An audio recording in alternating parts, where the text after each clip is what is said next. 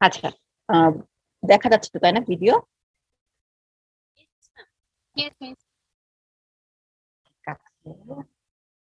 Recording in progress. আচ্ছা, আমরা class শুরু করি।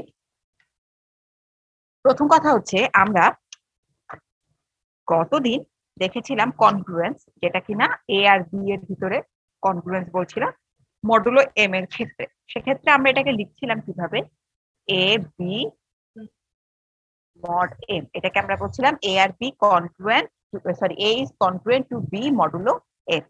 আচ্ছা, এটা হচ্ছিল কখন, যদি এ মাইনাস বি কে আপনি ডিভাইড বাই এম, সরি যদি এম ডিভাইড হচ্ছে এ মাইনাস বি, এটা যদি হয় তাহলে আমরা বলছিলাম। আরেকটা কেসে বলছিলাম সেটা হচ্ছে কি, যদি A mod M equal B mod M হয়। এই দুইটা ক্ষেত্রে, এই দুইটা যে কোনো একটা সত্য হলে আমরা বলছিলাম যে A is congruent to B modulo M. আচ্ছা, এতটুকু জানি কনগ্রুয়েন্স সম্পর্কে এই পর্যন্ত। এখন আমরা একটা থিওরেম দেখব। থিওরেমে আমরা কি দেখব? থিওরেমে দেখব যে এইটারই একটু জাস্ট চেঞ্জ, মানে চেঞ্জ বা বলতে পারেন যে একটু জাস্ট একটু ভ্যারিয়েন্স। সেটা হচ্ছে কি, আমরা জানি এম হচ্ছে একটা পজিটিভ ইন্টিজার, এ আর বি হচ্ছে দুইটা ইন্টিজার।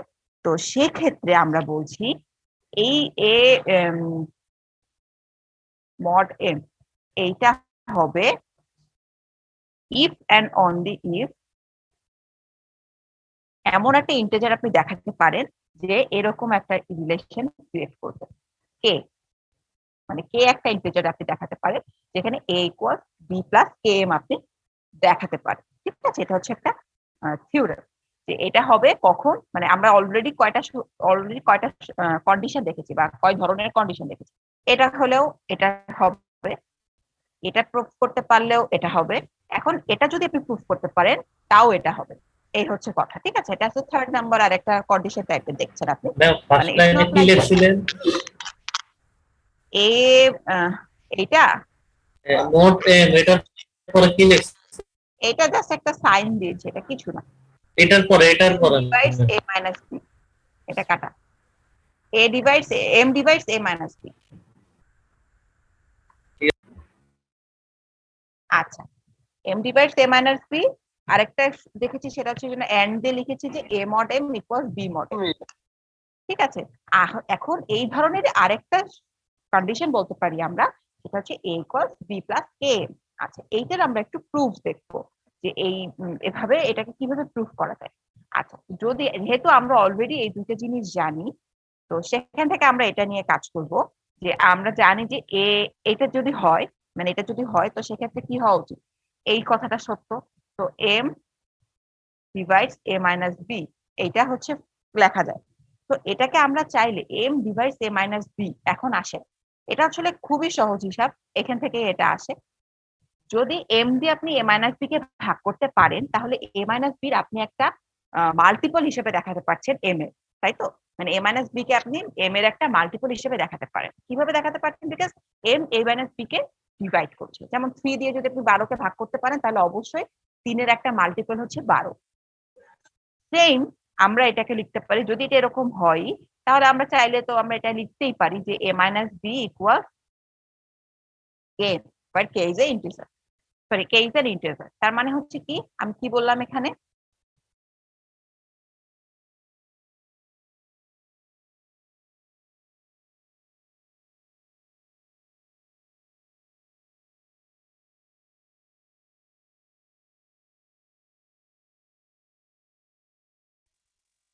হ্যালো,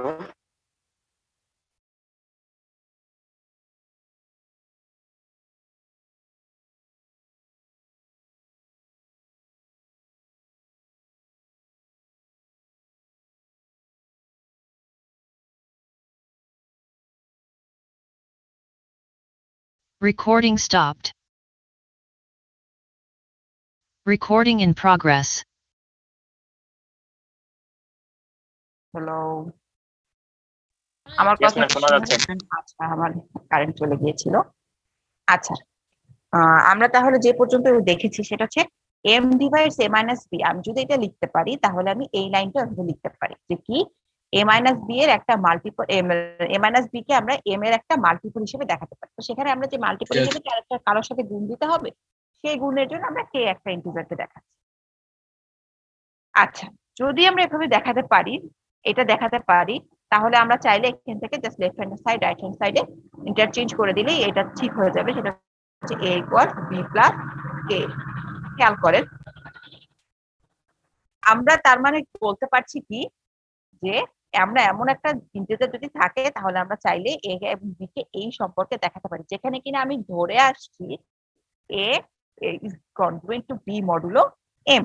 সুতরাং আমরা বলতে পারি যে যেহেতু m divides a minus b, যেহেতু m divides a minus b, সুতরাং আমরা সেম কেসে সেম সিনারিওতে কে একটা ইন্টিজার কে ধরে আমরা এভাবে দেখাতে পারি যে a ইকুয়ালস b প্লাস কে, এবং এটাই আমাকে অ্যাকচুয়ালি দেখাতে বলা হয়েছে। ঠিক আছে, এটা একবার সোজা প্রমাণ করা হয়েছে, একবার উল্টো প্রমাণ করা হয়েছে। আচ্ছা, এটা বইয়ে খুব সুন্দর করে প্রমাণটা করা আছে থিওরেমটার, আমরা ওখান থেকে এটা দেখবো। আমি তো জাস্ট আপনাদের বোঝানোর জন্য দেখাচ্ছি, তো আমি অত কথা লিখিনি, বইটা খুব ভালো করে লেখা আছে। ঠিক আছে, আমরা ওখান থেকে এটা দেখবো। আচ্ছা, এখন এই এই থিওরেমটাকে আমরা বুঝতে পেরেছি। Yes, miss. Ma'am, I am going to summarize করে। আমরা কি করেছি এখানে, a is congruent to b mod m if and only if এটা। আচ্ছা, এটার মানে কি জানি আমরা, এটার মানে হচ্ছে এই জাতীয়, এই এই if and only if এর মানে, তার মানে এদিক দিয়ে একবার প্রুফ করতে হয়, এদিক দিয়ে একবার প্রুফ করতে হয়। আচ্ছা, মানে এটাকে ট্রু ধরে এটাকে প্রুফ করতে হবে, এটাকে ট্রু ধরে এটাকে প্রুফ করতে হয়। তো ফার্স্টে আমরা এটাকে ট্রু ধরছি, ধরে আমরা কি করলাম, আমরা বলছি যে আমরা যদি এটা হয় তাহলে আমরা জানি, যেখানে যে কথাটা লিখছি এটা, যে m divides a minus b, m যদি a minus b K divide করে, তার মানে হচ্ছে a মাইনাস b কে আমরা m এর একটা মাল্টিপল হিসেবে দেখাতে পারি।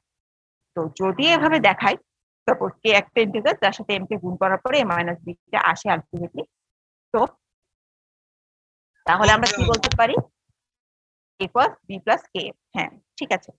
আর এটার উল্টা প্রমাণটাও একটা আছে, সেটা হচ্ছে আমরা তখন ধরে নেব যে a equal b plus K, a equal b plus K K আমরা ট্রু ধরবো, তাহলে আমরা চাইলেই এটাকে আবার চেঞ্জ করে দেখাতে পারবো কে এম, তখন দেখাতে পারবো যে m মাইনাস বি হচ্ছে m এর একটা মাল্টিপল।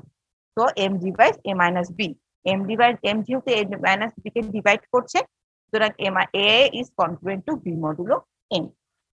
সেম জিনিসটা জাস্ট উল্টা প্রমাণ একবার, সোজা প্রমাণ একবার, দুইটাই দেখাতে হচ্ছে। কারণ কি, কারণ হচ্ছে আমরা if and only if use করেছি এখানে। আচ্ছা, এই হলো গেল একটা থিওরেম।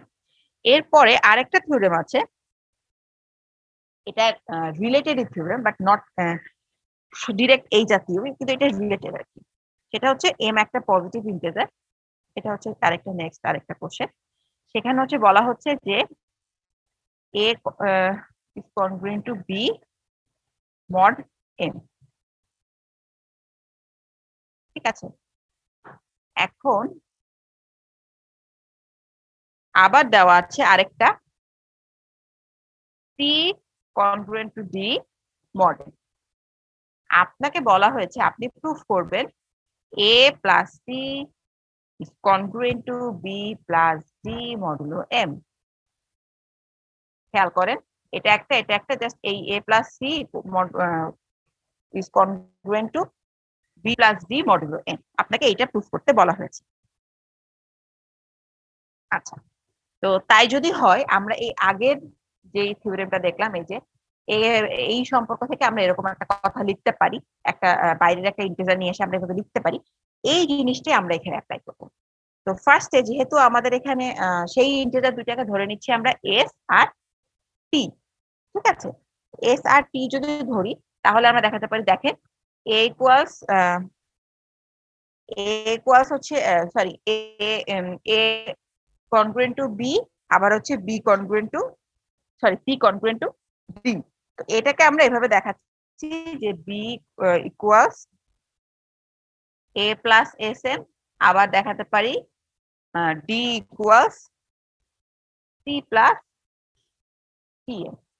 খেয়াল করেন, এখানে কিন্তু দুইটাতেই এম থাকছে, কারণ আপনার দুইটাই হচ্ছে অ্যাকচুয়ালি মডেম, এই জন্য। আচ্ছা, তো এখন আমরা যদি এটাকে এভাবে লিখি, তারপরে জাস্ট সিম্পলি দুইটাকে যোগ করে দিই, বি প্লাস ডি বের করবো। তো বি প্লাস ডি যদি বের করি, তাহলে কি আসে দেখেন, বি প্লাস ডি ক্যালকুলেট করব, ক্যালকুলেট করলে কি আসে a প্লাস এস এম, আর আসে কি সি প্লাস টি এম। ঠিক আছে, এই আসলো আমার যোগ করার পরে। তো আমি এখানে চাইলে কি করতে পারি, এ প্লাস সি কে রাখতে পারি আর এম কে কমন নিয়ে দেখাতে পারি এস প্লাস সি। খেয়াল করেন, এ বি প্লাস ডি দিয়ে দেখাচ্ছি, এ প্লাস সি কে রাখছি একসাথে আর এম পার্টটাকে কমন রেখে এস প্লাস টি দেখাচ্ছি। আচ্ছা, যদি আমরা এরকম দেখাই তাহলে দেখেন এই জিনিসটাও কিন্তু একটা এই সূত্রের মধ্যে পড়ে, যে কি আপনি বি প্লাস ডি কে রাখছেন, এ প্লাস সি কে রাখছেন আর এম এর সাথে কাউকে একটা ইন্টিজারকে ইন্টু আকারে রাখছেন। এটা একটা ইন্টিজার কেন বলতে পারছি, বিকজ এস আর টি কে আমরা আগেই ধরে নিয়েছি এরা দুইটা ইন্টিজার, তো দুইটা ইন্টিজারের যোগফল অবশ্যই আরেকটা ইন্টিজার হবে। তো এখানে আপনি দেখেন সেম জিনিসটাই আমরা এই ফরম্যাটে আমরা এটাকে দেখতে পাচ্ছি। এই যে বি প্লাস ডি একটা সামথিং ইকুয়াল একটা ইন্টিজার ইকুয়ালস একটা integer plus M into S plus T. বুঝতে পেরেছি? তো সেইটা যদি হয় তাহলে আমরা এখান থেকে এটাকে ডিরেক্ট লিখতে পারি, যে তাহলে আমরা এদের দুজনকে কনগ্রুয়েন্ট আকারে দেখাতে পারবো, A plus C is congruent to B plus D modulo M. ঠিক আছে, এটা হচ্ছে আমরা একটা প্রুফ ফার্স্টে, A plus C B plus D যে প্রুফটা করতে বলা হয়েছে। আপনাকে একই সাথে আরেকটা প্রুফও করতে বলা হয়েছে, সেটা হচ্ছে বিডি। বিডি ইকুয়ালস, আচ্ছা sorry, AC congruent to BD mod M. আমার লেখা কি বোঝা যাচ্ছে? Yes, miss. আচ্ছা, তো আমি একটাতে দুইটা প্রুফ ছিল, আমি সরি আমি একটা মিস করে গিয়েছিলাম। তো এই যে এখন এসে আমার বইয়ের এটা দেখে আমার মনে হলো, তো দুটা প্রুফ করতে বলেছে বেসিক্যালি, একটা হচ্ছে এ প্লাস সি দিয়ে A plus C B plus D এর জন্য, আর একটা হচ্ছে এসি আর বিডি এর জন্য। ঠিক আছে, তো সেই জন্য এটা হচ্ছে ফার্স্টে আমরা এটা প্রুফ করলাম, এখন আমরা এটা প্রুফ করব। এটা প্রুফ করতে গেলে আমরা যদি মড এস লিখেছেন? না মড এম, এস আর টি আগে লিখেছিলাম তো ওইটা থেকে গেছে, মড এম।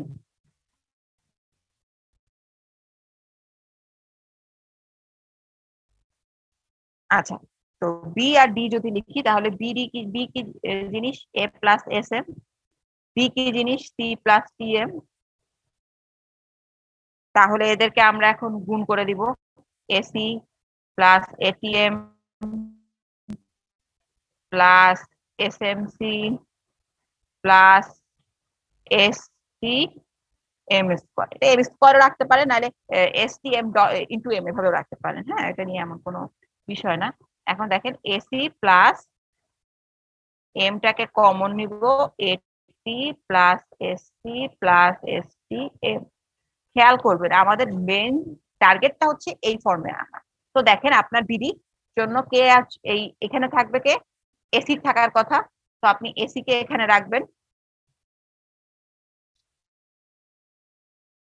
এরপরে হচ্ছে এম ইন্টু সামথিং আনতে হবে, তো বাকি যা আছে তাদের থেকে এম কমন নিয়েছে। ঠিক আছে, শুধু মনে রাখবেন যে আপনার টার্গেটটা কি, টার্গেটটা হচ্ছে এই ফরম্যাটে এই লেখাটাকে নিয়ে আসা, এই জন্য হচ্ছে এত কথা। তো জাস্ট ইনটু করে দেওয়ার পরে আপনার যাকে হচ্ছে এখানে রাখার দরকার তাকে সামনে রেখে বাকিটা থেকে এম কমন নিবেন, নিয়ে বাকি যা থাকবে সেটাকে রাখবেন, রাখলেই দেখাতে পারবেন যে হ্যাঁ format maintain. Obviously AC is congruent to BD mod A. আচ্ছা, এই হচ্ছে আমার দুইটা প্রুফ, এই একটা প্রুফ, এই একটা প্রুফ। এখন আপনারা আমাকে বলেন আপনাদের কি বুঝতে কোনো সমস্যা আছে, কোনো কোশ্চেন আছে এই স্টুডেন্টটাতে? ম্যাম একটা কোশ্চেন ছিল। বলেন। ম্যাম আমরা উপরে ম্যাম ছিল A congruent B mod M এর জন্য ma'am A equal to B plus K M পেলাম, কিন্তু ম্যাম নিচে এখানে B equal to A plus S M কেন হলো? চেঞ্জ হয়ে ধন্যবাদ গেল। এটা চেক করার মানে এটা চোখে নোটিস করার জন্য, এই জন্য থ্যাংক ইউ। আচ্ছা, এটা অ্যাকচুয়ালি সেরকম কিছু না, এটা আমি এভাবে করিয়েছি কারণ এটা বইয়ে করা আছে। তবে আপনি যদি চান আপনি চাইলে উল্টাটাও করতে পারেন, এবং এটা আপনি দেখেন আমি আপনাকে বলি এটা কেন ভুল না সেটা আমি আপনাকে দেখাই। মানে বইয়ে যে ইয়েতে করেছে যে অ্যাপ্রোচে, এটা শুধু ভুল না কেন, কারণ আপনি এখন এটা জাস্ট এই পাশ থেকে ও পাশ করলেই কিন্তু হবে। A equals B plus K M, তো আপনার এখানে কি আসছে বি প্লাস ডি ইকুয়ালস এই যে A plus C M S D, এই তো আপনি যদি এটাকে এভাবে বের করেন এ প্লাস সি ইকুয়ালস কি আসবে B plus D minus M S plus D, এই তো। Yes, ma'am. হ্যাঁ, তো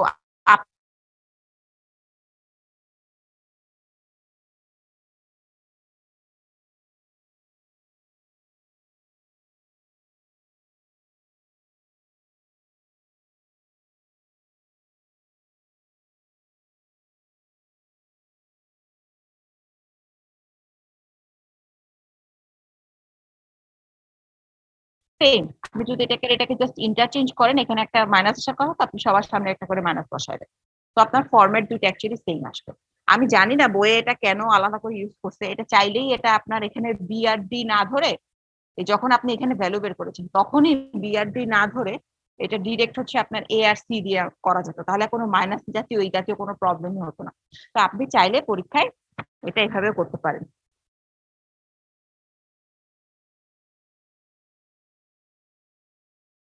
আপনারা চাইলে এখানে বি আর ডির পরিবর্তে এ আর সি ধরেও করতে পারেন,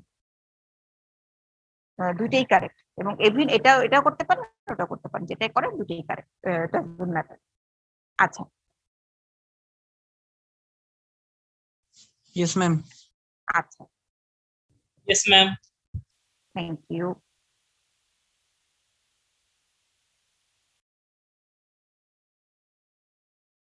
আচ্ছা, তাহলে আমরা এর পরেরটাতে যাই, পরের কোশ্চেনটাতে যাই। এরপরে আমরা যে জিনিসটা দেখবো সেম এই সবই জাতীয় কিছুক্ষণ কনগ্রুয়েন্সি আমরা দেখবো আপাতত।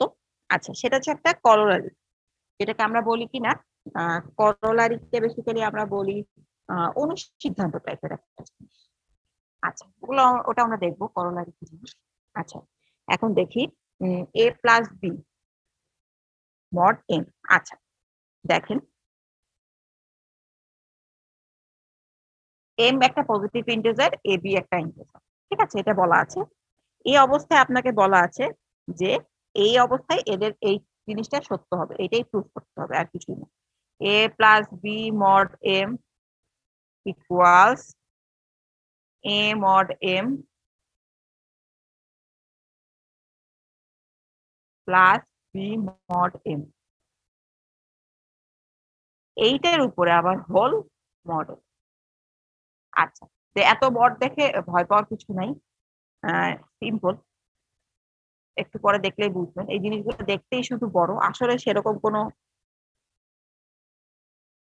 কিছু নাই, ভয় পাওয়ার মতো কিছু।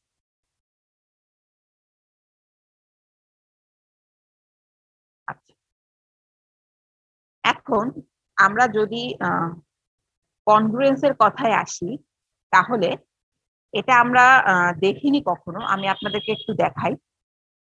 আপনি যদি আপনার বলা থাকে এই এই লাইনটা যে সত্য, এটা কি আপনারা বুঝতে পারেন? আচ্ছা, এই লাইনটাকে বলা হচ্ছে,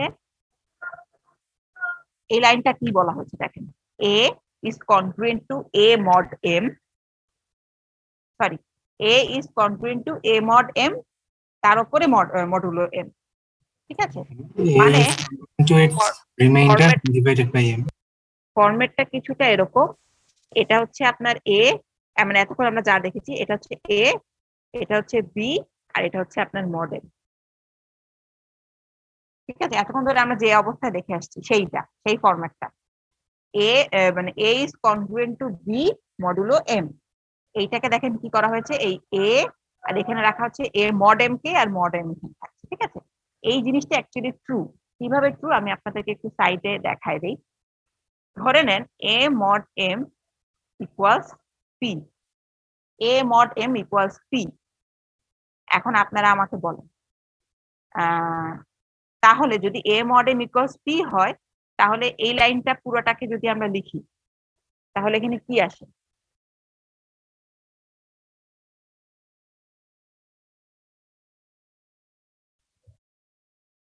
এ congruent to P mod M, এই তো। এটাই তো আসে, তাই না? Yes, ma'am. আচ্ছা, তাহলে দেখেন আমি এ মড এম পি বলছি, মানে ধরেন আপনি জাস্ট এ মড এম কে পি ধরছেন, তার মানে কি এ যদি একটা ভ্যালু হয় তাকে এম দিয়ে যদি মড করেন তাহলে আপনার লাস্টে ভাগশেষ যেটা আসে, মানে ভাগ করে তাহলে ভাগশেষ আসে পি। তো সেই পি এর ভ্যালুটা আপনি এখানে লিখেছেন, লিখেছেন মড এম, তাহলে A is congruent to P mod M. আপনার এই জিনিসটাকে লিখলে এভাবেই আসে। আচ্ছা, তো এই জিনিসটা ট্রু হবে কখন? যদি আমরা এটাও একটা ইয়াতে দেখেছি, এ মড এম আর পি মড এম যদি সমান হয়। মনে আছে এটা?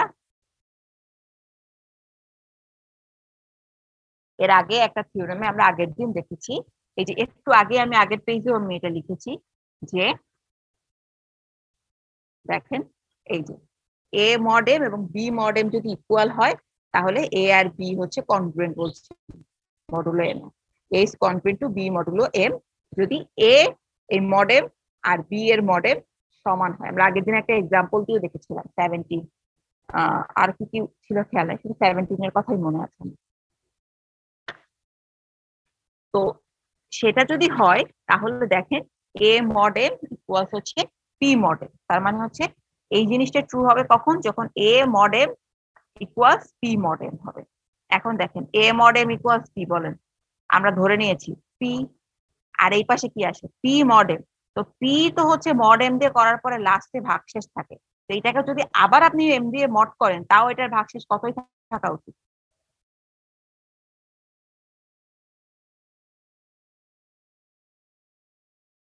আমরা কি এটা বুঝতে পারছি?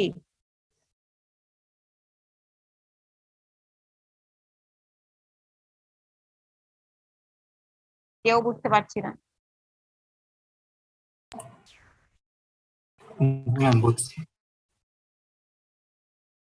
আচ্ছা, আমি এটা একটু একটা ভ্যালু দিয়ে দেখাই তাহলে আপনাদের কাছে ইজি হবে।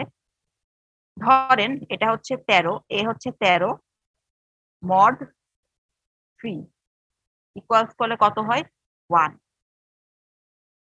তো আমাদের এ হচ্ছে, এটা হচ্ছে এ, এটা হচ্ছে এম, এটা হচ্ছে পি, তাহলে এ এম পি এই। এখন দেখেন আপনি যদি বলেন A mod M equals P mod M, তাহলে কত আসে? 13 মড 3, আর এখানে আছে 1 মড 3। 13 মড 3 মানে কত?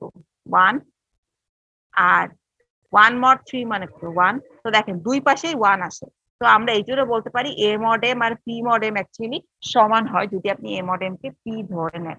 সেই হিসেবে আমরা বলতে পারি যে আলটিমেটলি এই কথাটা এভাবে লেখা যায়। এর ক্ষেত্রে এ মড এম, এটার উপর এটাকে আমরা মডুলো এম আকারে দেখাতে পারি, এই কনগ্রুয়েন্টটা অ্যাকচুয়ালি ট্রু। সেম ভাবে আমরা বলতে পারি বি এর জন্য বি মড এম, আবার এখানে হচ্ছে মড এম, সেম কথা এ আর বি এর জন্য। তো যদি এই দুইটা জিনিস আমরা লিখতে পারি তাহলে সিম্পলি এই দুইটাকে এখন এখানে ভ্যালু আকারে বসায় দিলে আর চিন্তা করার কিছু নেই। যেমন এ প্লাস বি এর ভ্যালু বের করবেন, তাহলে কি আসে? A mod M plus B mod M তার উপরে হোল মডুলো এম, এই যে এই দুইটা যোগ হচ্ছে আর এটা কমন নিয়ে লেখা হচ্ছে। সেম এ বি এর ক্ষেত্রেও A mod dot B mod M, সেখানে আবার লিখছি আমরা মড এম। ঠিক আছে, দেখেন এটাই হয়েছে কাজ এখানে যতটুকু, শুধু এই লাইনটা বোঝা, এই লাইনটা বুঝতে পারলে আর সমস্যা নেই। এখানে আমি জন্য সাইড নোট দিয়ে এগুলো দেখিয়েছি। আমি আশা করি আপনারা বুঝতে পেরেছেন, যেহেতু আপনারা রেসপন্স করছেন না সুতরাং বোঝা একটু ডিফিকাল্ট, আপনারা আসলে বুঝতে পারছেন কিনা। তো আমি আশা করি আপনারা দেখলেই একটু মনোযোগ দিয়ে ঠান্ডা মাথায় দেখলে আপনারা এটা বুঝতে পারবেন। এখানে ডিফিকাল্ট কিছু না, একটু কমপ্লেক্স হতে পারে, একটু নতুন জিনিস হতে পারে, একটু ডিফিকাল্ট না যে না বোঝা যাবে না, বুঝতে অনেক কঠিন। আচ্ছা, এটা থেকে আর কারো কোনো কোশ্চেন আছে?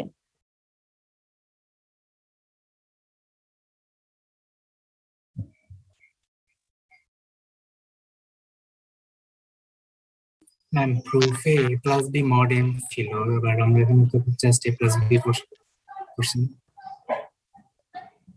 বুঝিনি। ম্যাম উপরে প্রুফে বলছে a plus b mod m equals to বাকি পার্টটা, বাট এখানে প্রুফে জাস্ট লেফট হ্যান্ড সাইডে just a plus b just. আচ্ছা, এটা হচ্ছে আপনার কনগ্রুয়েন্টের রুল, তো আমার এখানে এটা লিখতে ভুল হয়েছে। এটা যে এভাবেও লেখা যায়, এ সামথিং মডেম, আবার এখানে সামথিং মডেম, দুইটা যদি ইকুয়াল হয় তাহলে এই যে এটার মতো দুইটা যদি ইকুয়াল হয় তাহলে আপনি চাইলে এটাকে এটার কনগ্রুয়েন্ট আকারে দেখাতে পারেন। এখানে না সেম সেম ইয়াতে লেখা হয়েছে, এই জন্য দেখে আপনার কাছে এরকম মনে হচ্ছে। বুঝতে পেরেছেন? আমার অ্যাকচুয়ালি সাইনে ভুল হয়েছে, আমি যেখানে 3টা দিব তো, ইকুয়াল দেখে একটু কনফিউশন। হ্যাঁ আমি 3টা দিব তো ভুলে আমি 2টা দিয়ে ফেলেছি।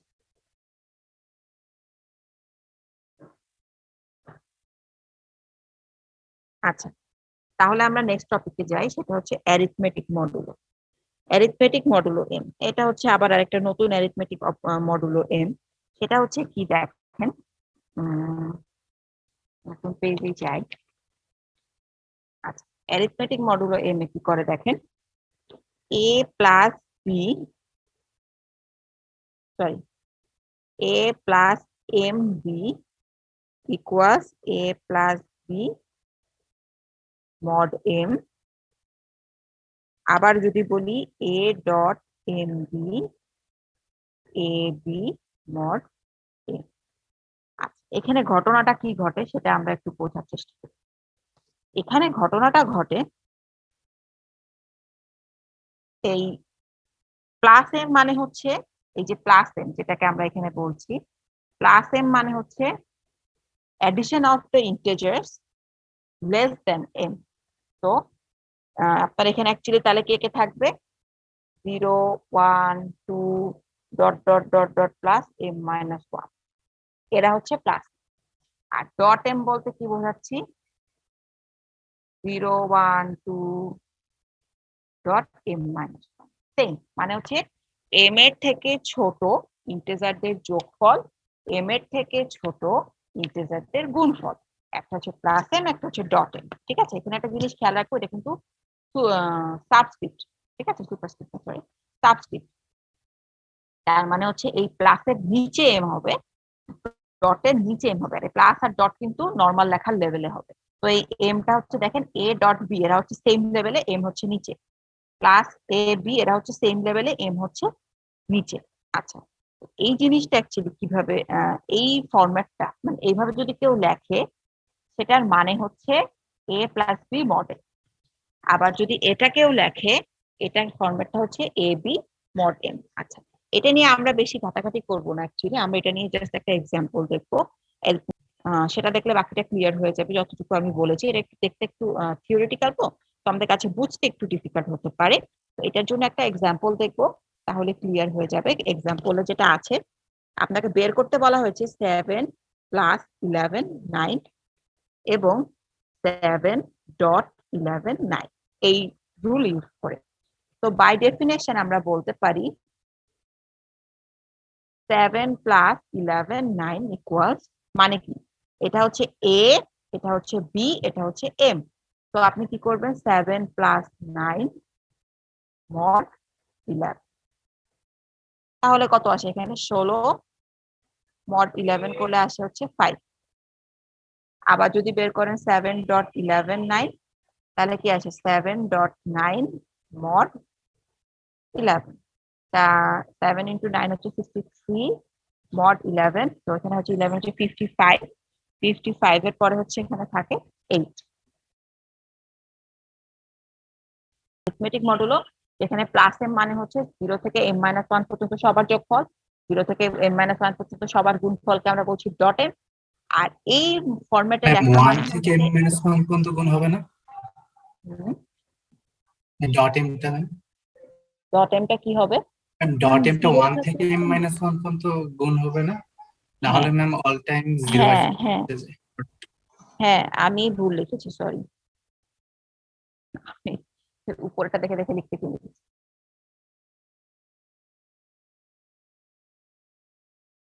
আচ্ছা, ঠিক আছে। তাহলে হচ্ছে এই ফরম্যাটে যদি থাকে দুইটা ম্যাথ, তাহলে আমরা তাদেরকে এভাবে ভেঙে লিখতে পারবো। ঠিক আছে, আচ্ছা এই গেল হচ্ছে অ্যারিথমেটিক মডুলো। অ্যারিথমেটিক মডুলোর আর কিছু আমরা দেখবো না, আমরা এখন সিম্পলি 4.2 তে সুইচ করব। 4.2 হচ্ছে আপনাদের আমরা যেটা দেখলাম এই পর্যন্ত 4.1 এর পার্ট দেখলাম। 4.2 হচ্ছে আপনাদের জন্য একটু ইজি জিনিসপত্র, আপনারা এর আগেও দেখেছেন, সেসব জিনিসপত্র আছে এখানে। আমি আশা করি আপনাদের জন্য কঠিন হবে না। সেটা হচ্ছে কি বলেন তো, ইন্টিজার নাম্বার কনভার্সন। আমরা জানি কত ধরনের নাম্বার আমরা শিখেছি এই পর্যন্ত, কয় ধরনের বেজের নাম্বার, 4 ধরনের দেখেছি, ডেসিমাল, বাইনারি, অক্টাল, হেক্সাডেসিমাল। তো এদের সবার কনভার্সন এগুলো আমরা করেছি না আইসিটি তে? Yes ma'am.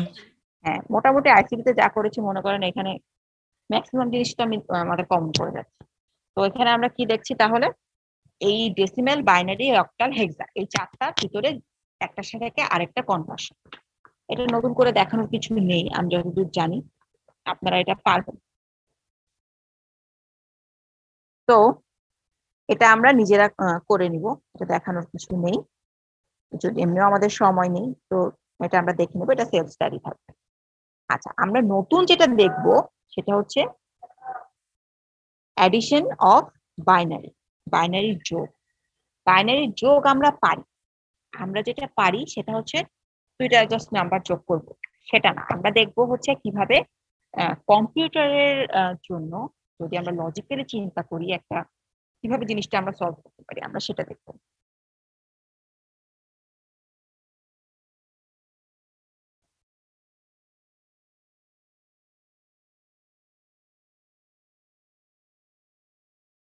এ আর বি এর জন্য যদি চিন্তা করি, তো সাপোজ এ একটা নাম্বার যেকে আমরা এভাবে লিখতে পারি an-1 an-, বি এর জন্য সেম। এটা জাস্ট আপনাদের বোঝার জন্য, হ্যাঁ, যে আমরা আসলে n-1 bn-2 dot dot dot b1 b0, দুইটা নাম্বার, ঠিক আছে, এ একটা নাম্বার, এ একটা নাম্বার, তাদের বাইনারি রিপ্রেজেন্টেশনটা হচ্ছে এরকম। তো আমি যদি আপনাকে বলি এ নট, আপনি বুঝবেন যে এ যে নাম্বারটা আছে তার রাইট মোস্ট বিটের কথা বলছি, হ্যাঁ, বা যদি বলি b1, বুঝবেন বি যে নাম্বারটা আছে তার রাইট সেকেন্ড মোস্ট বিটের কথা বলছি। আচ্ছা, দুটো নাম্বার যদি যোগ করি, সিম্পলি যদি যোগ করি, সেই ফরম্যাটটা কি, ধরেন 101 আর 111 যোগ, এক আর এক এখানে 0, আবার 1 হাতে ছিল, ক্যারি একটা 1, তো 1 আর 1 আবার 0, আবার একটা ক্যারি 1 থাকে, তো 1 1 আর এই তিনটা 1 মিলে হয় হচ্ছে 11। তো এই যোগ 11 এরপর দুইটা 0, এটা বুঝতে তো কারো সমস্যা থাকার কথা না, আমরা বাইনারি যোগ পারি। আচ্ছা, এখন এইটাকে যদি আমি একটু কম্পিউটারের ভাষায় করতে যাই, তখন আমার কি করতে হবে? প্রথম কাজ হচ্ছে ফার্স্ট স্টেপ, হ্যাঁ, ফার্স্ট স্টেপ হচ্ছে add the rightmost bit। কিভাবে? a not plus b not, মানে হচ্ছে এই রাইটমোস্ট দুইটা বিটকে আমরা যোগ করছি, যোগ করে আমরা লিখবো c not dot 2 plus s not. খেয়াল করো, এটা জাস্ট কি করছি, c কে আমরা বলছি ক্যারি, s নট কে বলছি আমরা rightmost bit of a plus b। এটা বুঝতে একটু ডিফিকাল্ট হতে পারে, আমরা এক্ষুনি একটা এক্সাম্পল দেখবো, তখনই আমাদের বাকিটা ক্লিয়ার হয়ে যাবে। এস নট কে বলছি কি, এ প্লাস বি এর রাইটমোস্ট বিট, আর সি নট কে বলছি আমরা ক্যারি। এর পরের ধাপে এ নট আর বি নট যোগ করার পরের ধাপে আমরা যেটা করব, a1 আর b1 যোগ করব, সাথে যোগ করব কাকে, ওই যে ক্যারি যে হয়েছিল সে। এই দেখেন 1 আর 1 যোগ করছিলাম 0, তো ফার্স্টে 1 আর 1 যোগ করলাম 0, আর এই হলো ক্যারি, তো এই 0টা হচ্ছে আপনার এই এস নটটা, আর এই 1 যে সে হচ্ছে ক্যারিটা, ঠিক আছে। এই 1টাকে আপনি কি পরে এই দুজনের সাথে আবার যোগ করছেন, তো সেই জন্য a1 b1 এর সাথে আপনি আবার যোগ করছেন কাকে, সি নট।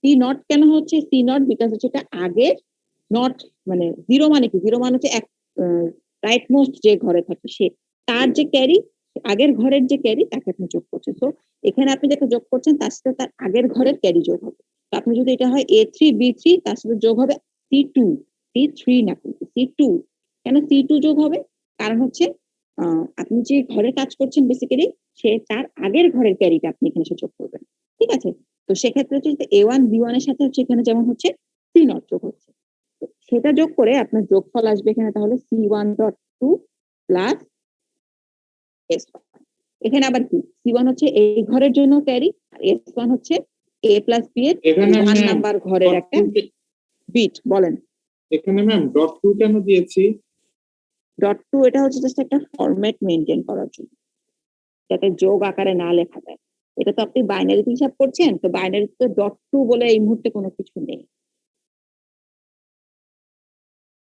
বুঝতে পেরেছেন এটা একটা হ্যাঁ, yes, ফরম্যাটের ma'am. মতো আর যদি এমনি চিন্তা করেন যে ম্যাথমেটিক্যালি চিন্তা করেন তাহলে এটা হচ্ছে 2 মানে কি 10 না বাইনারিতে ইয়েস ম্যাম মানে স্থানীয় মান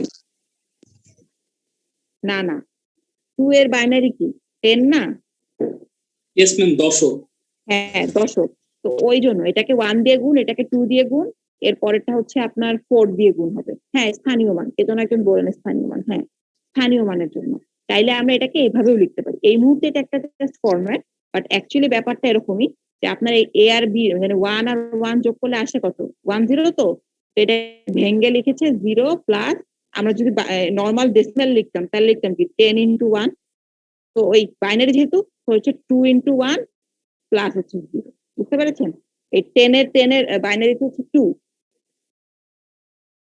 সেই জন্য এভাবে লেখা কিন্তু আমরা এটাতে অ্যাকচুয়ালি হাত দিব না এটা এরকমই থাকবে এটা অ্যাকচুয়ালি এই কনসেপ্টে লেখা বাট হচ্ছে আমরা এটাতে কোনো হাত দিব না আমরা জাস্ট এভাবেই কনসেপ্ট করে চলে যাবো আমার কথা কি বুঝতে পেরেছেন কোনো কনফিউশন আছে না ইয়েস ম্যাম আচ্ছা তো এখন আসেন এটার একটা এক্সাম্পল দেখি এরকম চলতে থাকবে হ্যাঁ শেষ পর্যন্ত আমরা এটা একটা এক্সাম্পল দেখি তাহলে আমাদের এটা বুঝতে সুবিধা হবে এ হচ্ছে 1110 বি হচ্ছে 1011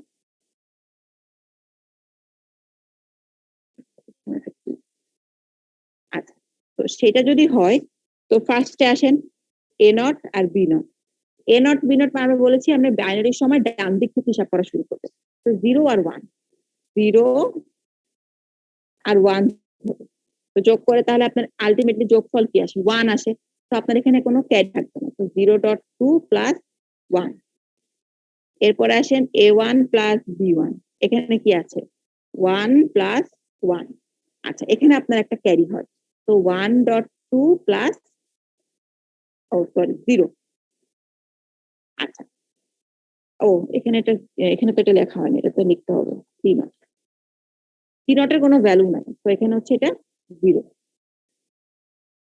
এরপরে আসেন A2 plus B2 plus C1 এখন আসেন A2 হচ্ছে 1 B2 হচ্ছে 0 আর C1 এখানে আপনার ক্যারি আসছিল একটা 1 তো সে আসলে এখানে আবার একার 10 হয়ে যাচ্ছে তো 1.2 প্লাস 0 এরপর আসেন A3B3 C2 এটা করলে কি আসে 1 প্লাস 1 প্লাস এই ক্যারি আবার আসবে তো এখন দেখেন যদি আপনি ক্যারির কথা চিন্তা করেন ক্যারি এখন কি করছে এখানে 3 জন তো এখানে 3 আসছে তো এখানে আসবে হচ্ছে 1.2 প্লাস 1 এখন দেখেন তাহলে এই হচ্ছে আপনার শেষ আপনি লাস্ট পর্যন্ত চলে আসছেন এখন আপনি এটাকে নাম্বারটাকে বানাবেন কিভাবে নাম্বারটাকে বানাতে হবে কিভাবে এটাকে কি বলেছি লাস্টে রাইট মোস্ট তার আগেটা এর আর তারপরে হচ্ছে এই ক্যারিটা তো আপনার অ্যান্সার হবে বেসিক্যালি A প্লাস বি এর 1 0 0 1 এইটা 1 0 0 1 আর এই যে ক্যারি এক্সট্রা এটাকে কিন্তু আপনার দেখেন এখানে যারা আছে তাদেরকে সবাইকে আপনি হিসাবের মধ্যে এনেছেন কিন্তু এটাকে আনা হয়নি তো এই জন্য এটা আবার সামনে আসবে এটা 2 এখন দেখেন এটা আসলে যোগফলটা ঠিক আছে কিনা এটা হচ্ছে ইম্পর্টেন্ট যোগ তো করে দিলাম খুব এই 0 1 1 1 1 এখানে 0 আর 1 তাহলে 1 এই 1 1 আছে আবার 0 আবার 1 1 1 আবার 1 থাকলো তো 11 দেখেন যোগফল সেম আসে আচ্ছা তাহলে কি এটা বুঝতে পেরেছি এটা আসলে কি করছে এখানে শুধু চেঞ্জ কোথায় হচ্ছে আমাদের লাস্টে রাইট মোস্টে যা থাকবে আমরা আসবো হচ্ছে উপর থেকে নিচের দিকে রাইট থেকে লেফটে, রাইট টু লেফটে আসবো, আর তারপরে লাস্টে এইখানে যে ক্যারিটা থাকবে, লাস্টের যে ক্যারিটা থাকবে সেটাকে এসে আবার সামনে বসাতে হবে।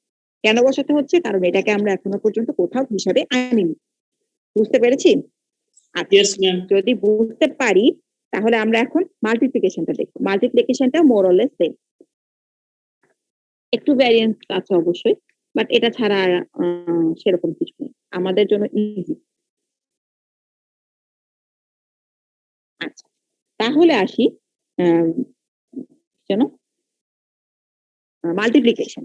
আচ্ছা, মাল্টিপ্লিকেশনে আমরা দেখব এ আর বি দুজনে যদি মাল্টিপ্লিকেশন করি তাহলে আপনাদের এটা এইভাবে লিখতে হবে, A into B naught 2 to the power 0, b1 2 to the power 1, bn minus 1 2 to the power n minus 1। বা এটাকে আপনি ভাঙিয়ে এভাবে লিখতে পারেন, a dot b not 2 to the power 0, a dot b1 2 to the power 1 plus dot dot dot, আচ্ছা, plus a into bn minus 1 into 2 to the power n minus 1। ঠিক আছে, এই হলো আপনার গুণের সূত্র। আচ্ছা, তাহলে এটার এক্সাম্পলটা দেখি কিভাবে কাজ করছে। এ যদি হয় 110 আর বি যদি হয় 101, তাহলে কি আসে? ফার্স্টে আপনার কাজ হচ্ছে A B naught 2 to the power 0, এটাকে আপনি বের করবেন। এ হচ্ছে কত? 110, টু বি নট কত? 1 ইন্টু 2 to the power 0। দেখেন এখানে হচ্ছে 2 to the power 0 মানে 1, এটা 1, তো এখানে কি হবে? 110 ডিরেক্ট হবে। এরপরে আসি এ বি 1 টু দি পাওয়ার 1, এ কি হচ্ছে 110, বি 1 হচ্ছে 0 টু দি পাওয়ার 1, তো এটা সিম্পলি 0 আসছে। এরপরে আসছি A B two B 2 to the power 2, এটা কত আসে? 110 1 টু দি পাওয়ার স্কয়ার। এখন দেখেন 2 স্কয়ার টু দি পাওয়ার 2 আসলে। এখন দেখেন এটা হচ্ছে কি, এটা অ্যাকচুয়ালি আপনি চাইলে বাইনারি থেকে করে আসতে পারেন। 110 মানে কত বলেন তো? সরি, বাইনারি ডেসিমাল থেকে করে আসতে পারেন। 110 মানে কত?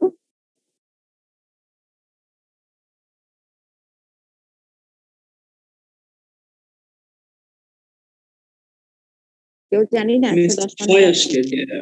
হ্যাঁ 6, 6 আর এখানে 4, 6 4 6 কত হয়? 24 হয়। আপনি সিম্পলি 24 এর যে বাইনারিটা আছে ভ্যালু, ওইটা এখানে বসাতে দিবেন। আপনারা চাইলে হিসাব করে দেখতে পারেন বা ক্যালকুলেটরে করতে পারেন, বাট অ্যাকচুয়ালি আসে হচ্ছে 11000। ঠিক আছে, এটা আসে হচ্ছে 24 এর বাইনারি। এটা আপনারা ক্যালকুলেটর থেকে করেও বসাতে পারেন। ম্যাম এই পার্টটা বুঝিনি, কোন পার্টটা? যে লাস্টের। আচ্ছা, এটা চাইলে দুই ভাবে গুণ করতে পারেন। একটা হচ্ছে 110, এটা 110 ইন্টু হচ্ছে কত? 2 স্কয়ার, 2 স্কয়ার মানে কত? 4, 4 মানে হচ্ছে 100। এই গুণ করে বসাতে পারেন একটা ওয়ে। আবার চাইলে এটা ডেসিমাল থেকে করে আসতে পারেন। 110 এর ডেসিমাল হচ্ছে 6, আর 2 স্কয়ারের তো মানে হচ্ছে 4, তো 4 6 হচ্ছে 24। তাহলে এখানে করতে পারেন। এটা করলে হচ্ছে আচ্ছা, এটা না করে আমরা উল্টোটা করি, তাহলে আমাদের একটু সুবিধা হবে। 100, ও ঠিক আছে, 110 আর 100, তাহলে হচ্ছে প্রথম 0-র জন্য সবাই 0, তারপরের 0-র জন্য হচ্ছে আবার সবাই 0, আর তারপরের জন্য হচ্ছে 1 1 0। এই তাহলে কি আসে এখানে? 0 0 0 1 1, সেম একটা করলেই হলো। হ্যাঁ, আপনি এটাও করতে পারেন, আপনি ওইটাও করতে পারেন। এই অ্যান্সারটাই আমরা এখানে বসিয়েছি। ঠিক আছে, বুঝতে পেরেছি? Yes ma'am. এরপরে ফাইনালি কাজ কি এখন আমাদের? এখন আমাদের ফাইনাল কাজ হচ্ছে, এখানে কি বলেছে, এদের সবার মধ্যে একটা করে প্লাস সাইন আছে। তো আপনি যে ভ্যালুগুলো বের করলেন তারা সবাই এখন হচ্ছে যোগ হবে। তো এ বি ইকুয়ালস হচ্ছে 1 1 0 0 0 0 প্লাস 1 1 0 0 0। এই যোগের জন্য আবার আলাদা করে আগেরটা যাওয়ার দরকার নাই, আপনারা এখানে জাস্ট সাইড নোটে দিবেন যে এটার জন্য আমরা বাইনারি এডিশনের যে সূত্র আছে, যে সূত্রটা সাইড নোটে লিখে দিবেন, মানে এর আগে যে সূত্রটা এডিশনের জন্য জাস্ট ওই কথাটাই লিখে দিবেন যে সূত্র বলতে আমি কতটুকু বুঝাচ্ছি একটু বুঝিয়ে দিই। জাস্ট হচ্ছে, আচ্ছা এগুলো লেখার দরকার নেই, হ্যাঁ এখানে অনেক কথা লেখা লাগবে, এত কথা লেখার দরকার নেই।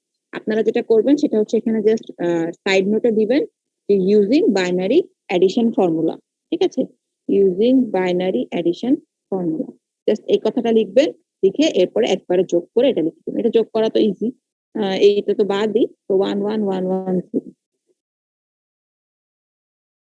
ঠিক আছে, বুঝতে পেরেছি। অ্যাকচুয়ালি এই পার্টটুকু আগের মতো করে করে আসার কথা, দরকার নেই কথা। সবাই কি বুঝতে পেরেছি? কোনো কোশ্চেন আছে কারো? ইউজিং বাইনারি এডিশন ফর্মুলা, এটা কি ফুলফিল লিখতে হবে নাকি শর্ট দিলেই হবে? না, এটা আমি জাস্ট বলার জন্য লিখেছি, মানে পুরোটাই লিখতে হবে, মানে এই কথাটা পুরোটাই লিখতে হবে, UBAF এটা লিখবো না। Okay ma'am. আচ্ছা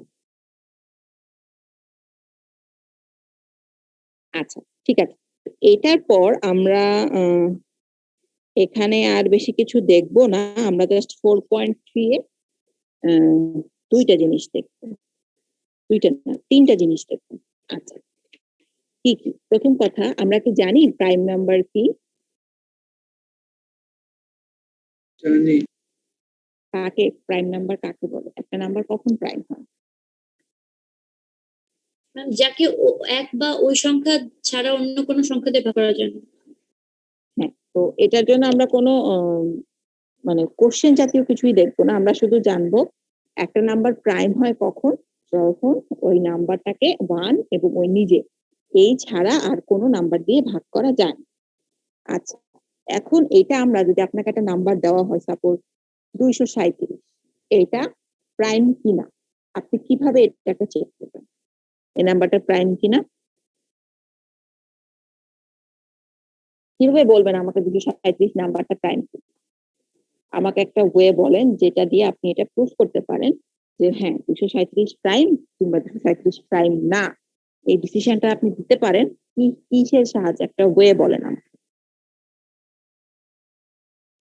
2 থেকে শুরু করে কোন সংখ্যা দ্বারা বিভাজ্য না হবে। কত পর্যন্ত যাবেন আপনি এই ঘটনা ঘটাতে ঘটাতে?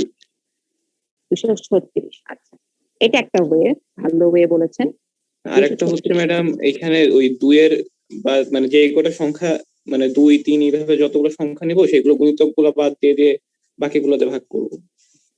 শুধু প্রাইম নাম্বার গুলোতে ভাগ করার চেষ্টা করব। আচ্ছা,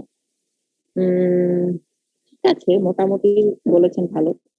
এখন যদি প্রাইম নাম্বার দিয়ে ভাগ করার চেষ্টা করেন তাহলে কিন্তু আপনার জন্য আবার একটা রিকোয়ারমেন্ট আছে, সেটা হচ্ছে আপনাকে আবার প্রাইম নাম্বারের লিস্ট লাগবে। আপনি কি জানেন পরপর প্রাইম নাম্বার কোনগুলো? আপনি কিন্তু জানেন অনেক নাম্বার আছে দেখে মনে হয় প্রাইম, সরি প্রাইম না, কিন্তু আসলে দেখা যায় প্রাইম হয়ে গেছে। যেমন বা আবার অনেকগুলো আছে হয়তো প্রাইম না কিন্তু দেখে মানে দেখে মনে হচ্ছে এটা প্রাইম, আবার অনেকগুলো আছে দেখে মনে হয় প্রাইম আসলে প্রাইম না, এরকম। যেমন এই মুহূর্তে আমার কাছে আসলে ওরকম এক্সাম্পল নেই, বাট আমি নর্মালি যদি বলি আমার আসলে খেয়াল আসছে না এরকম একটা নাম্বার। 47 কি প্রাইম? Yes yes ma'am. 43 ও প্রাইম। তো এই জাতীয় সমস্যা হবে একটা, যে আপনাকে চিন্তা করতে হবে এটা প্রাইম নাম্বার কিনা, মানে এটা যদি আপনি কম্পিউটার দিয়ে করতে চান আপনাকে কম্পিউটারকে ফার্স্টে রিকোয়ারমেন্ট হিসেবে দিতে হবে আপনার প্রাইম নাম্বারের লিস্ট।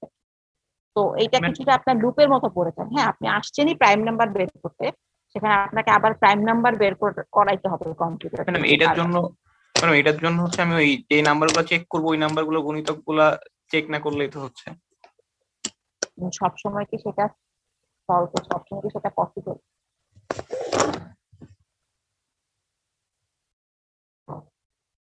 যেমন আচ্ছা হ্যাঁ কিছুটা বলেছেন যেটা সেটা ঠিক আছে, জিনিসটা অনেক কমপ্লেক্স হয়ে যায়। নর্মালি আমরা যেটা করি 2 থেকে, যেটা বলেছেন 236 মানে হচ্ছে 2 থেকে n-1 পর্যন্ত সব নাম্বার দিয়ে আমরা ভাগ করি, এটা একটা ওয়ে, এটাই হচ্ছে বেসিক্যালি সব থেকে ইউজড ওয়ে। বাট আমরা এটা থেকেও আরেকটা একটু অপটিমাইজ করে করি, আরেকটা সেকেন্ড ওয়ে আছে, এটা হচ্ছে 2 থেকে রুট n পর্যন্ত।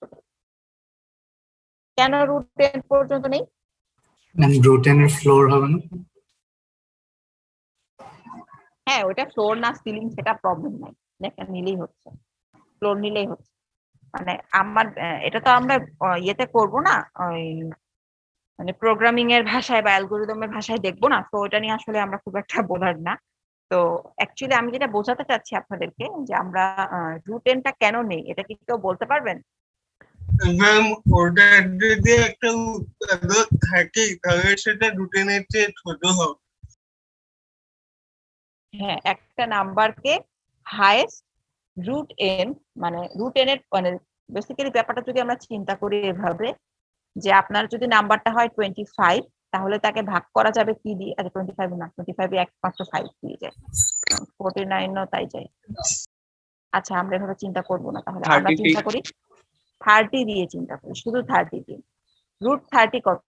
রুট 30 ফ্লোর যদি চিন্তা করি 5, তাহলে রুট 30 কে 5, তার মানে আপনি যদি এটাকে 1 দিয়ে ভাগ করেন, 30 কে 1 দিয়ে ভাগ করলে এই পাশে একটা নাম্বার পাবেন, 2 দিয়ে ভাগ করলে এটার পাশে একটা নাম্বার পাবেন, 3 দিয়ে ভাগ করলে নাম্বার পাবেন, 4 দিয়ে ভাগ করলে নাম্বার, 5 দিয়ে পাবেন, এরপর আস্তে আস্তে ঘুরতে থাকবে।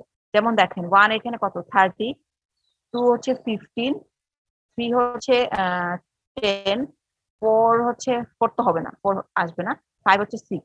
খেয়াল করেন এখানে আস্তে আস্তে ছোট থেকে বড় আসে, আবার বড় থেকে ছোট আসে, ছোট থেকে বড় আসে, আবার এখানে ছোট থেকে বড় আসে, এবং যেখানে এটা ঘুরে গেল এরপর থেকে দেখেন আর এটার থেকে আমরা যদি এই সাইডটা নেই শুধু, তাহলে আমার এটা ঠিক মতো নেওয়া হয়। তাহলে 1 থেকে যদি আমি 29 পর্যন্ত ভাগ দেওয়া শুরু করি, তাহলে কি হবে দেখেন, আপনার এই পার্টের ভাগও একবার আসবে, এই পাশের ভাগগুলো আবার ইনক্লুড হবে, মানে ডাবল ডাবল ভাগ করছে না, মানে এই সেম কেসটাই আপনি দুইবার করে নিচ্ছেন, একবার 2 তে নিচ্ছেন, একবার 15 এ নিচ্ছেন, একবার 3 তে নিচ্ছেন, একবার 10 এ নিচ্ছেন। তো এই যে দুইবার করে করে একই কেস নিয়ে চিন্তা করা, এই জিনিসটা কমানোর জন্য আমরা প্রাইম নাম্বারের ক্ষেত্রে রুট এন পর্যন্ত ভাগ করি।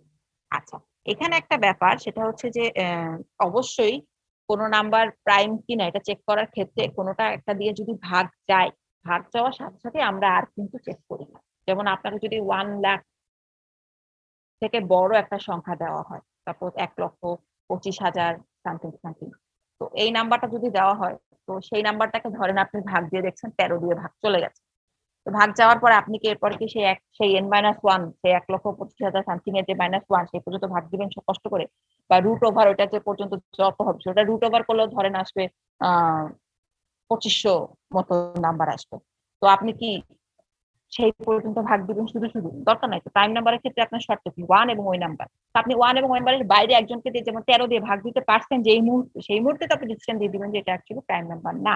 আপনার এই কাজটা করতে হবে আসলে তাহলে কখন পর্যন্ত? আমরা যে এই যে হিসাবটা করতেছি রুট এন, এই রুট এন পর্যন্ত যে আপনাকে করতে হবে, এই কাজটা কখন পর্যন্ত আপনাকে রুট এন পর্যন্ত যেতে হবে বলেন তো?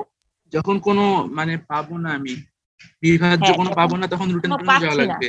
হ্যাঁ লাস্ট মানে আমি কত পর্যন্ত চেক করবো, রুট এন পর্যন্ত যেও আপনি পাইলেন না, কাউকে দিয়ে ভাগ করতে পারলেন না, তখন তখন আপনি ডিসিশন দিবেন যে না, এটা আমি কাউকে দিয়ে ভাগ করতে পারছি না,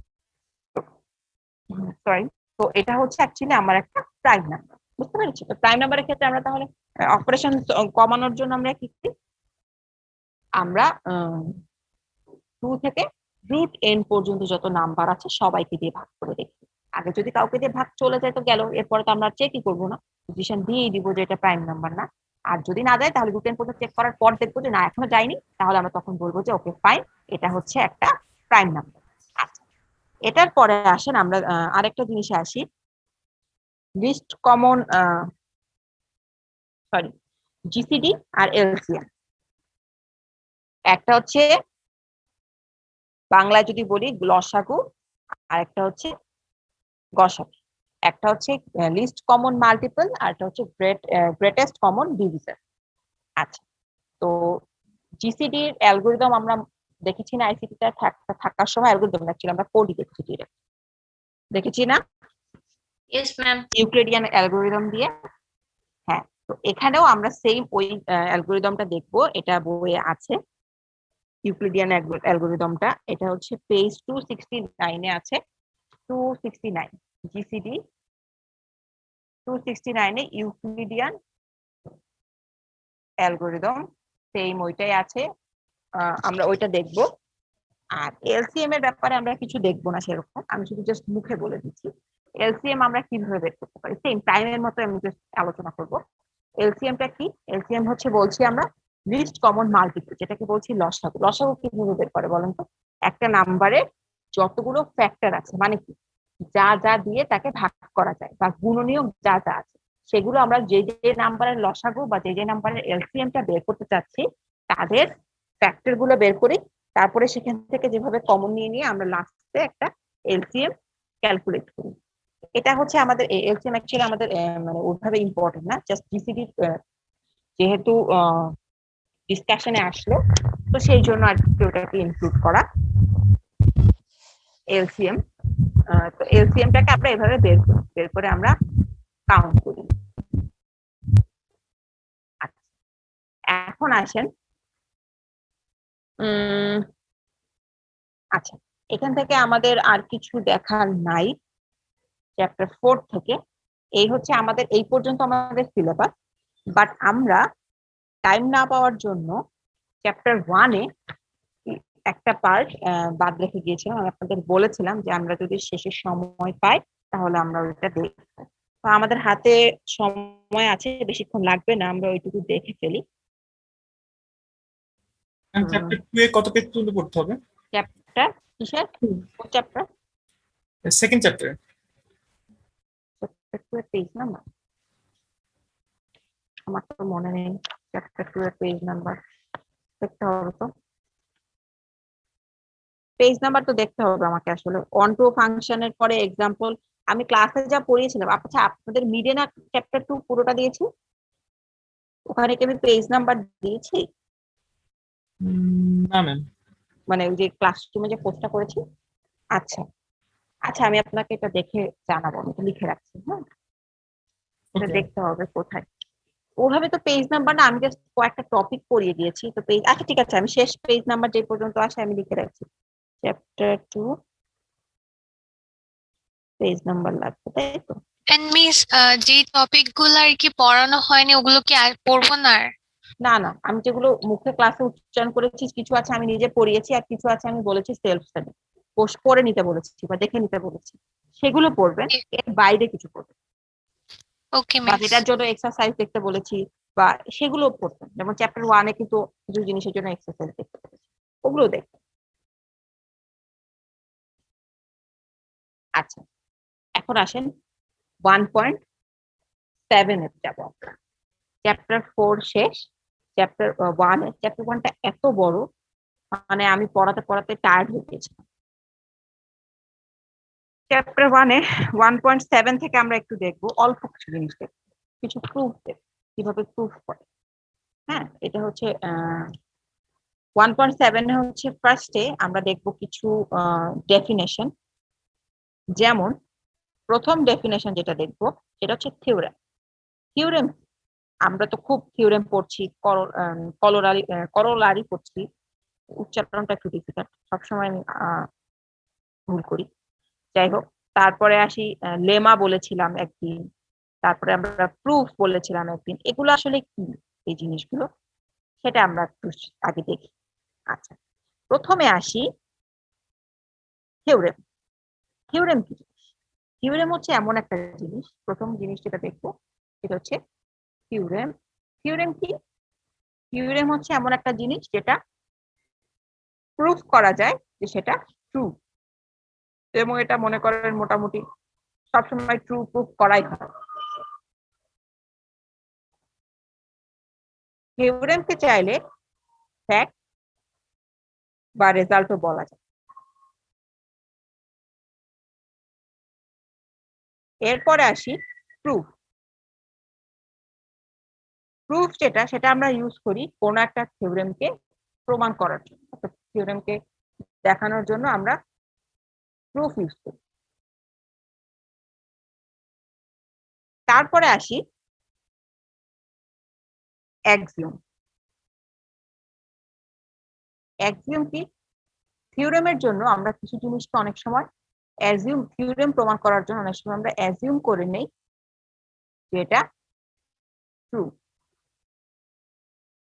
সেটাকে বলা হয় হচ্ছে অ্যাক্সিওম।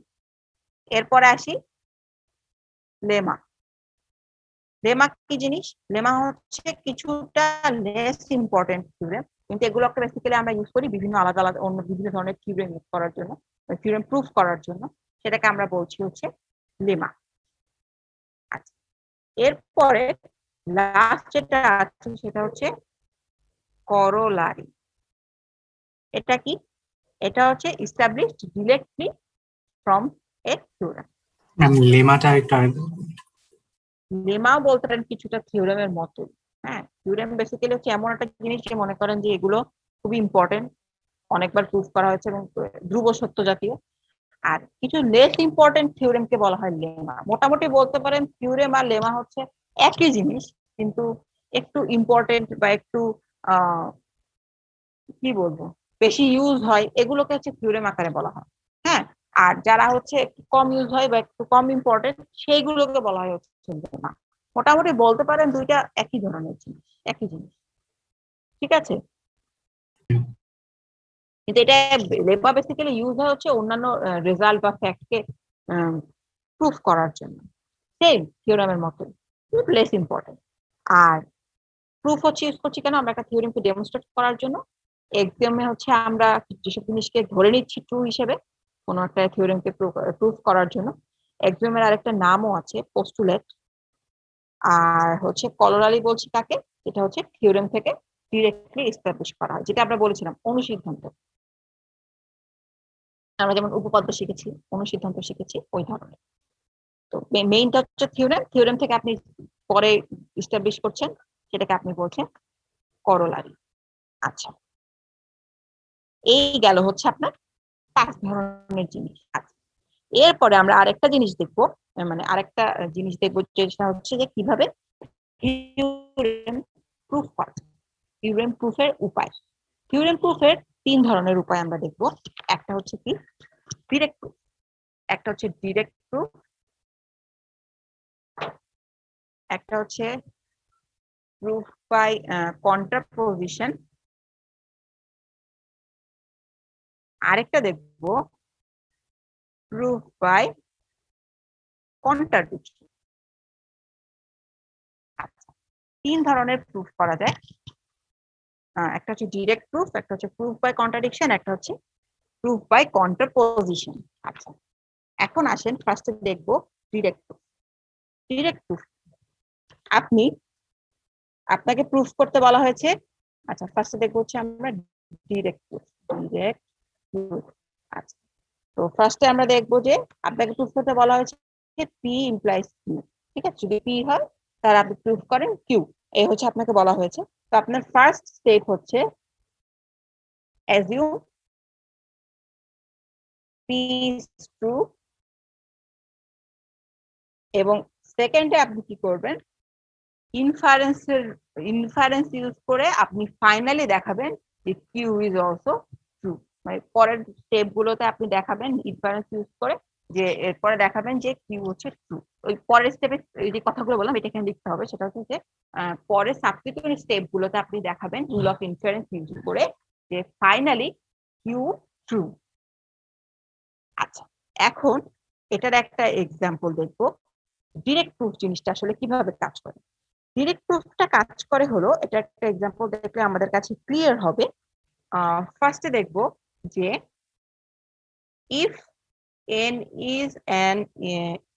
is odd, তাহলে n স্কয়ার ইজ odd। এটা হচ্ছে এক্সাম্পল, মানে ডিরেক্ট প্রুফ। আপনাকে বলা হয়েছে show a direct proof of the theorem if n is odd, n square is odd। আচ্ছা আচ্ছা, এটার আগে আমরা একটু বলে আসি, এটা তো আমরা জানি যে কোন একটা নাম্বার n যদি ইভেন হয় তাহলে তাকে আপনি এভাবে লিখতে পারবেন 2 ইন্টু কে, আর n যদি হচ্ছে অড হয় তাহলে আপনি তাকে লিখতে পারবেন 2 ইন্টু কে প্লাস 1। এটা তো আমরা জানি, তাই না? একটা ইভেন নাম্বারকে 2 দিয়ে গুণ করে কিছুর সাথে দেখানো যায়, আবার একটা নাম্বার যদি অড হয় তাহলে কিছু গুণ করে আবার তার সাথে 1 যোগ করে দেখানো যায়। আচ্ছা, তো আমাকে যেহেতু প্রুফ করতে বলা হয়েছে যে if n is odd n square is odd। আচ্ছা, দেখেন আপনার কিন্তু এই পুরোটাই বলা হয়েছে, এটা ডিরেক্ট প্রুফ দিতে বলা হয়েছে, আপনাকে বলা হচ্ছে p ইমপ্লাই q। তো আপনি ফার্স্টে এখানে কি বলা হয়েছে, আপনি অ্যাজিউম করবেন, যেমন এখানে কি বলা হয়েছে, আপনি যদি এটাকে চিন্তা করেন, আপনাকে দেখাতে বলা হয়েছে p of n implies q of n, এটা হচ্ছে ফর অল n। এখানে pn কি, pn হচ্ছে n is an odd integer, আর qn কি, n square is odd। দেখেন আপনার কিন্তু এই যে এটার মতো p ইমপ্লাই q প্রুফ করতে বলা হয়েছে, মানে p ইমপ্লাই q প্রুফ করতে বলা হয়েছে, এবং আপনাকে এখানে হচ্ছে odd আর q হচ্ছে n square is odd। আচ্ছা, n square is odd আপনি যদি প্রুফ করতে যান, তো আপনার এই ওয়েতে ডিরেক্ট প্রুফে যান, তাহলে আপনাকে বলা হয়েছে কি, আপনাকে বলতে হবে, মানে সরি ফার্স্টে ধরতে হবে, অ্যাসিউম করতে হবে যে হ্যাঁ n একটা অড নাম্বার। তো আমরা কি করছি, we assume বা let যেটা ইউজ করেন, the hypothesis is true, so n is odd। তাহলে n যদি অড হয় তাহলে n কে কি আকারে লেখা যায়, এই যে এভাবে 2k plus 1। অতএব n স্কয়ার কাকে বলছি, n স্কয়ার যদি বের করতে চাই 2k plus 1 এর whole square, 4k square plus 4k plus 1। তো আপনি চাইলে এখানে দেখাতে পারেন 2k square plus 2k plus 1। তাহলে আপনি দেখাতে পারছেন যে n স্কয়ার কেও কিছু একটার সাথে এরকম প্লাস 1 আকারে দেখানো যায়। তো আপনি বলতে পারছেন n স্কয়ার ইজ অড। খেয়াল করেন এখানে এই প্রমাণ এর আগেও আপনারা করেছেন ম্যাথে, এইচএসসি সময়, এসএসসি সময় মোস্ট প্রবাবলি করে থাকতে পারেন। তো ওই প্রমাণটাই আমাদের এখানে বেসিক্যালি ওইটা আমাদের মেইন কনসার্ন না। আমাদের মেইন কনসার্ন হচ্ছে কি, আমরা ডিরেক্ট প্রুফটা আসলে কিভাবে করছি। আপনাকে যদি এরকম একটা লাইন থিওরেম দেওয়া থাকে, বলা হয় এটা প্রুফ করেন, ডিরেক্ট প্রুফ, আপনি কি করবেন, ফার্স্টে পি যেটা থাকবে এটাকে ট্রু ধরবেন, ধরে কিউ কে ট্রু প্রুফ করবেন, এটা হচ্ছে ডিরেক্ট প্রুফ। ঠিক আছে, সেটাকে আমরা বলছি কি ডিরেক্ট প্রুফ। সেম যদি আরেকটা আপনাদেরকে আমি এক্সাম্পল দেখাই। আচ্ছা, এই এক্সাম্পলটা দেখে আমরা নামাজের ইয়েতে যাব। সেম যদি একটা এক্সাম্পল দেখাই, ইফ n m আর perfect square, nm is a perfect square। আচ্ছা, দেখেন আপনি আগে বলেন প্রুফ কিভাবে করবো, দরকার নেই, আপনি যদি আমাদের ওয়েটা বলেন। যদি আমি আপনাকে এটাকে ডিরেক্ট প্রুফ করতে বলি, আপনাকে তাহলে কি করতে হবে, এই পার্টটাকে ট্রু ধরতে হবে, n এবং m পারফেক্ট স্কোয়ার, আপনি এটাকে ট্রু ধরে নিয়ে আপনি প্রুফ করবেন যে এই অবস্থায় nm ও একটা পারফেক্ট স্কোয়ার আসে কি আসে। আচ্ছা, এখন আসেন, এটা যেহেতু ডিরেক্ট প্রুফ, তাহলে এই জিনিসটা তো ক্লিয়ার না, এই পার্টটাকে ট্রু ধরবো, ধরে দেখাবো এই পার্টটাও ট্রু আসে, পি ট্রু আসছে, তো কিউ ও ট্রু আসছে, পি ইমপ্লাই কিউ কে আমরা এভাবেই ট্রু দেখাবো। এখন আসেন পারফেক্ট স্কোয়ার। পারফেক্ট স্কোয়ার মানে হচ্ছে যেমন 25, 49, 36, 100 এগুলো, মানে যাদের হচ্ছে রুট করলে ইন্টিজার নাম্বার আসে, ঠিক আছে, তাদেরকে আমরা বলি পারফেক্ট স্কোয়ার। আচ্ছা, তো সেক্ষেত্রে আপনার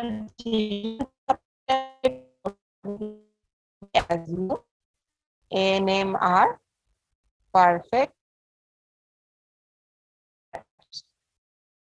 তাই তো, পাইটা বললে আপনি ফার্স্টে বলবেন যে we assume the hypothesis is true, তারপরে বলবেন যে so n and m are perfect squares।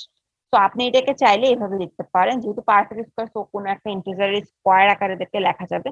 তো m কে আপনি বলছেন s স্কোয়ার সাপোজ, আর n কে বলছেন আপনি t স্কোয়ার, ঠিক আছে।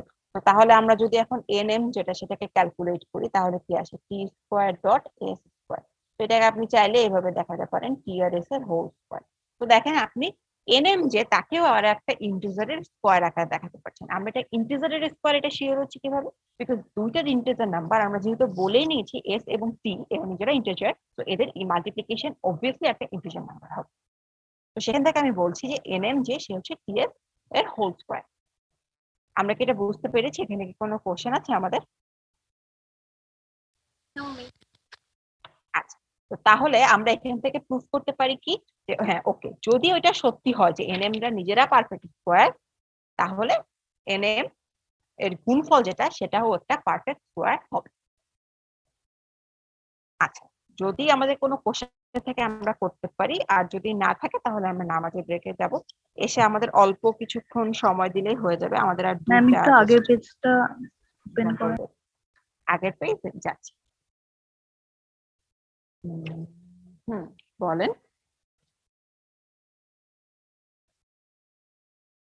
ম্যাম উই অ্যাসিউম বা হাইপোথিসিস ইজ ট্রু, এরপরে কি ওটা সো? হ্যাঁ, ওকে ওকে ম্যাম, আর একটু তাড়াহুড়ো করে পেজটা লিখতে রেখে গিয়ে দেন। লেখা খারাপ হয়ে গেছে। না ম্যাম, আপনার লেখা অনেক সুন্দর। Thank you ma'am.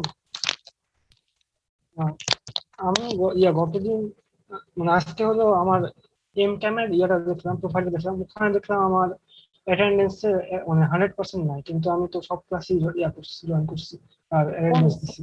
কত রোল? রোল আমার 34। ম্যাম আমারও এই প্রবলেম। আচ্ছা, আপনারা কি হচ্ছে চ্যাট বক্সেও দেন আর জয়েনও করেন তো নিজেদের রোল দিয়ে, তাই না? জি জি ম্যাডাম তাহলে আমার তো এটা হওয়ার কথা না।